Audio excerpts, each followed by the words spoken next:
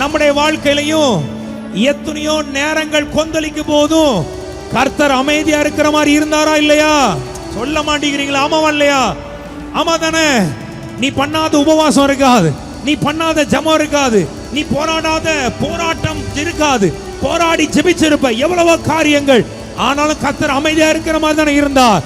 இப்ப ஆவியில் ஆண்டு சொன்னார், இனி நான் அமைதியா இருக்கிற காலம் அல்லடா, பின்னணியத்துல தூங்கி நித்திரையா இருந்தனா எழுமினது போல என் ஜனத்திற்காக சீயோனின் சிறையிருப்பை திருப்புவதற்காக, உன்னுடைய கூடாரங்களின் சிறையிருப்பை திருப்புவதற்காக, உன்னுடைய போராட்டங்களை மாற்றுவதற்காக, உன் அலைகளை உன் கொந்தளிப்பை அடக்குவதற்காக என் ஆண்டவர் எழும்பியிருக்கிறார். நீ நான் விசுவாசிக்கிறேன். Come on people of God, come on people, come on people. Hey!